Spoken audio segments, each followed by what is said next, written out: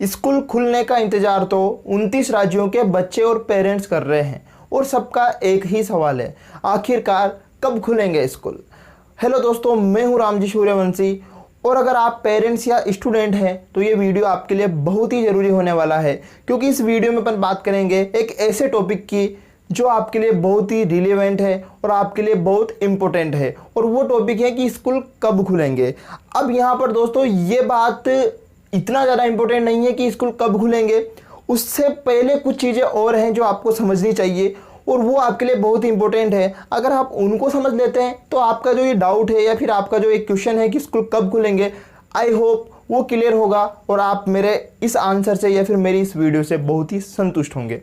तो पहला अपन बात करते हैं कि स्कूल खुलेंगे या नहीं खुलेंगे, पहला डाउट। तो इस डाउट को क्लियर करने के लिए पहले अपन समझते हैं क्या गवर्नमेंट स्कूल नहीं खोल रही या फिर कोई और कारण है। पहले एक चीज़ समझिए, गवर्नमेंट स्कूल खोल भी देगी, क्या उससे अपना फ़ायदा है? क्या वास्तव में अपन चाहते हैं कि स्कूल खुले? आप एक चीज़ समझिए कि गवर्नमेंट अगर स्कूल खोल भी दे, मान लीजिए गवर्नमेंट ने स्कूल खोल दिए, बट क्या आप चाहते हैं कि आपका बच्चा इस सिचुएशन में स्कूल जाए, जिस सिचुएशन के अनुसार, जिस कंडीशन में ये कोरोना बढ़ता जा रहा है और जिस तरीके से कोरोना फैलता हुआ जा रहा है, क्या यहाँ पर आप चाहेंगे कि आपका बच्चा स्कूल जाए?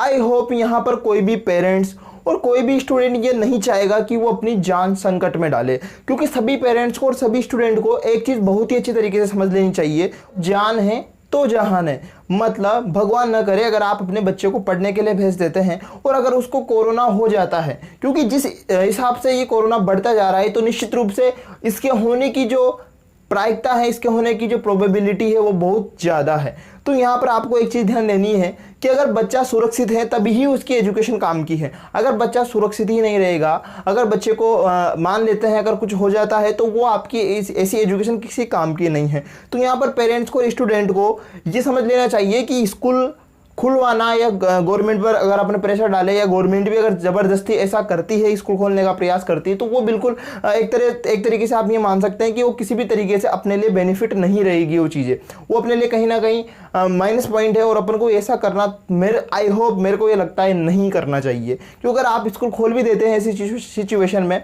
तो किसी काम का नहीं है। आप स्कूल जाएंगे, कहीं ना कहीं आपको इस चीज़ का सामना करना ही पड़ेगा। तो यहाँ पर मैं तो ये चाहता हूँ कि स्कूल अगर अभी नहीं खुले, जब तक सिचुएशन कंट्रोल में ना आ जाए तब तक स्कूल ना खुले तो ज़्यादा बेटर है।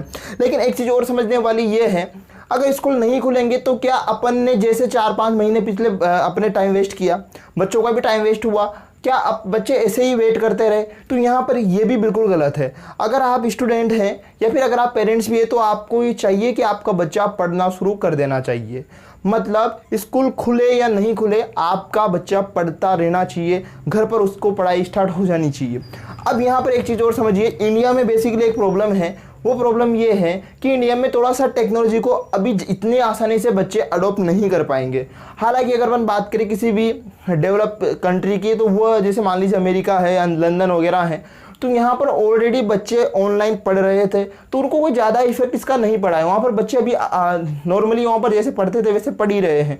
लेकिन इंडिया के लिए बिल्कुल नई चीज़ होने वाली है कि बच्चे ऑनलाइन पढ़ पाए, बच्चे टेक्नोलॉजी के सपोर्ट से पढ़ पाए। तो यहाँ पर अपन पेरेंट्स को और बच्चों को एक चीज़ समझ लेनी चाहिए कि देखो ये चीज़ तो आगे होने वाली थी, क्योंकि जैसे एक्स्ट्रा मार्ग है, बाईजूस है, स्मार्ट स्कूल है, तो ये सारी चीज़ें ऑलरेडी टेक्नोलॉजी पे काफ़ी अच्छा काम कर रहे थे। अनअकैडमी है, यूट्यूब वगैरह पे भी काफ़ी अच्छे लेक्चर्स भी हैं अवेलेबल।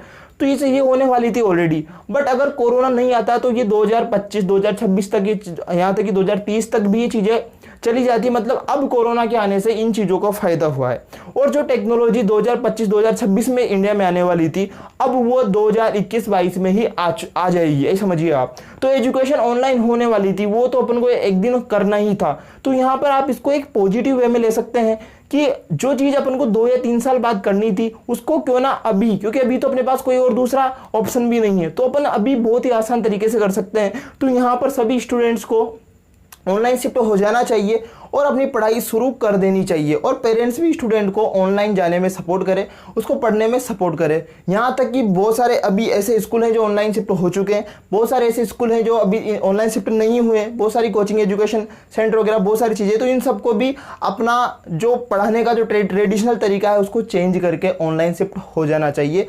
और बच्चों को ऑनलाइन टेक्नोलॉजी के माध्यम से एजुकेशन देना चाहिए। और यहाँ तक कि मैं तो ये कहूँगा कि ऑनलाइन एजुकेशन ट्रेडिशनल एजुकेशन से ज़्यादा बेटर हो सकती है अगर अपन उस पर मेहनत करें, बच्चे अच्छे सपोर्ट करें। क्योंकि देखो इसके माइनस पॉइंट भी है, प्लस पॉइंट भी है। ट्रेडिशनल जो मेथड था पढ़ाने का उसमें यह था कि बच्चे के ऊपर प्रेशर रहता था, कंपटीशन रहता था, उसके जो 5 सेंसेज है वो उसमें इन्वॉल्व रहते थे। तो बहुत सारे उसके प्लस पॉइंट थे, बट उसके कुछ नेगेटिव पॉइंट भी थे। और वो यहाँ पर अब प्लस पॉइंट हो जाएंगे, वो है कि अब यहाँ पर आप ऑनलाइन में टेक्नोलॉजी की सपोर्ट से बच्चे को विजुलाइज करके पढ़ा सकते हैं। बच्चों को बहुत ही अच्छी तरीके से आप समझा सकते हैं, प्रोजेक्टर वगैरह, इमेज, और आप भी बहुत सारे पीडीएफ वगैरह का उपयोग करके बच्चों को पढ़ाने में थोड़ा सा उसको और भी अच्छा आप सर्व कर सकते हैं। लेकिन इसके माइनस पॉइंट यही रहेंगे अगर बच्चे ने फोकस नहीं रखा। क्योंकि अब देखो पूरा कंट्रोल बच्चे के हाथ में, पहले कंट्रोल था वो टीचर के हाथ में रहता था कि क्लास में बच्चा है तो पूरा कंट्रोल टीचर के पास रहता था। बट अब क्या हुआ, कंट्रोल बच्चे के हाथ में आ गया। वो जितनी देर चाहे वीडियो देखे, जितनी देर न चाहे उतनी देर वीडियो न देखे। तो यहाँ पर बहुत सारी चीज़ें हैं जो इसके माइनस पॉइंट भी है। बट यहाँ पर आपको एक चीज़ समझ लेनी चाहिए कि आपको ऑनलाइन शिफ्ट हो जाना चाहिए। और ऑनलाइन शिफ्ट होने के लिए आप फ्री ऑफ कॉस्ट कर सकते हैं सारी चीज़ें।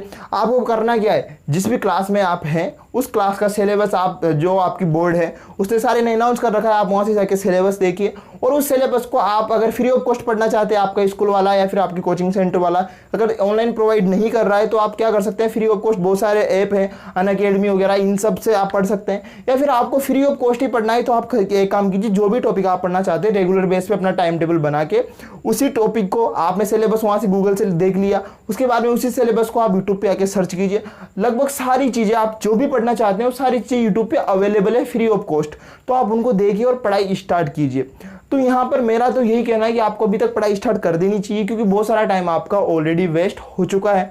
और अब अगर आप टाइम वेस्ट करेंगे तो कहीं ना कहीं उसका नुकसान आपको इन द फ्यूचर देखने को मिलेगा।